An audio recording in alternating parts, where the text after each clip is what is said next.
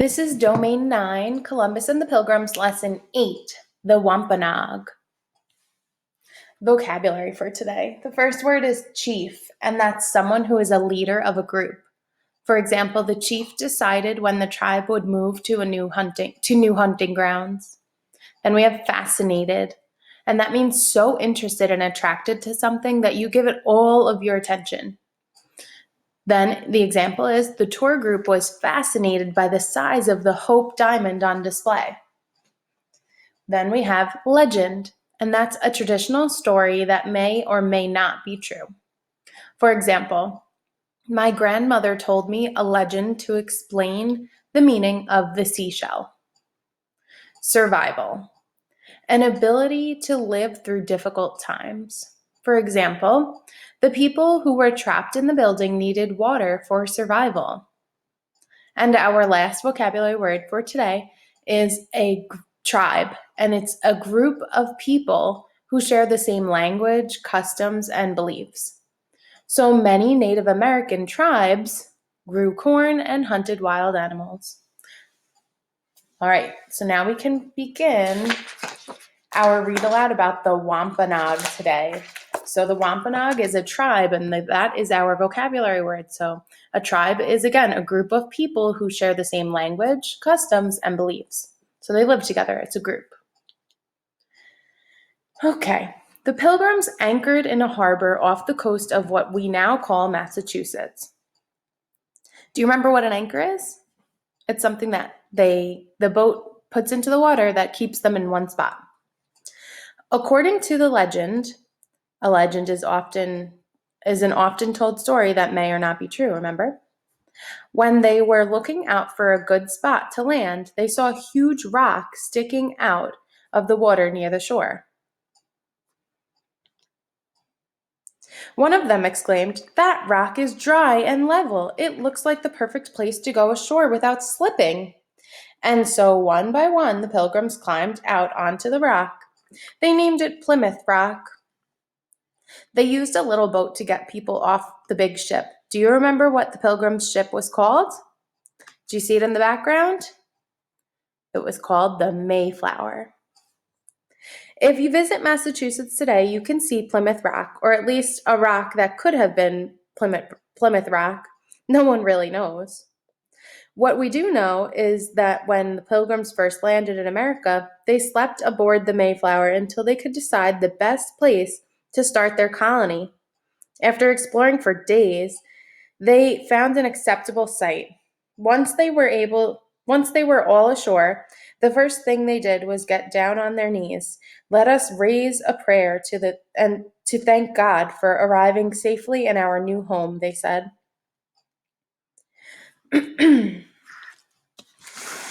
Of course, it was not really a home yet. Much difficult work lay ahead. They gathered supplies from the Mayflower, and braving cold November winds, they set about clearing the land. They rushed to build log homes before the snows of winter came, and they decided upon a name for their new settlement. Or here, the word log means made from trees. The word log can also refer to a journal or a writing of a record.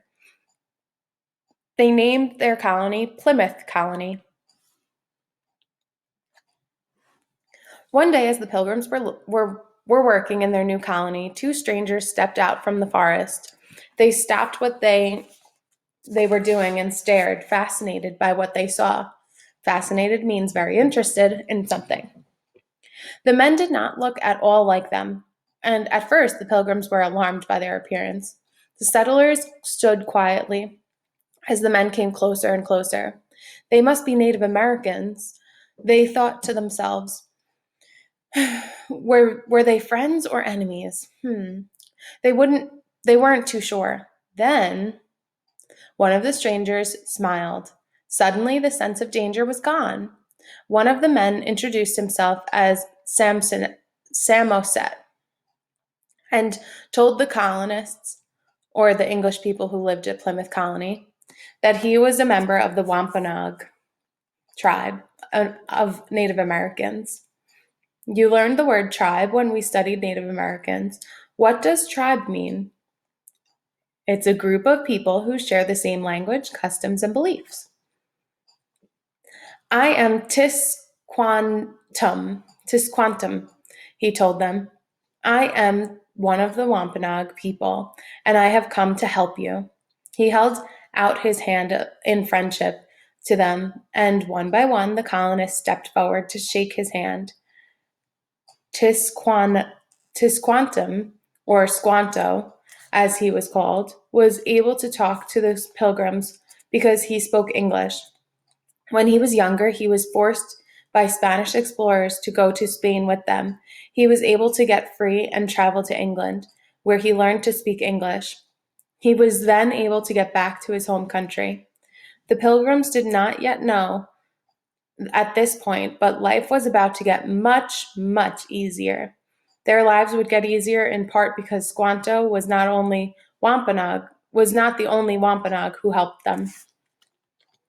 The Wampanoag sachem, or chief, because a great and important friend of the colonists, or you also learned the word chief that we studied in Native Americans. Do you remember what a chief is?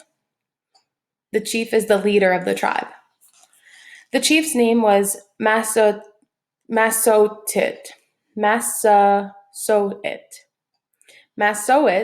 gave the colonists his word that the Wampanoag tribe would gladly share their land as long as the colonists took care of it. We will teach you how to live in harmony with nature, he told them. Being on friendly terms with Wampanoag was very important to the pilgrims' survival, or the way that they could live through a difficult time. So that was the end of our read aloud about the Wampanoag. So we will begin our questions portion now. Number 1, what was the main topic or main idea of this lesson? The pilgrims entered a strange new land and needed help from the native people to survive there. Number 2, what is the legend of Plymouth Rock? A legend is a traditional story, so it's a traditional story about the pilgrims' first landing in the New World on a rock near the shore. Number 3, if you were one of the pilgrims and had to choose a good place to start a colony, what would you look for?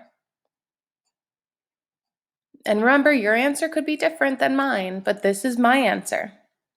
For me, I would look for land that had good soil so that I could grow fruits and vegetables. Number 4, how did the pilgrims feel when they first saw Samoset come out of the forest?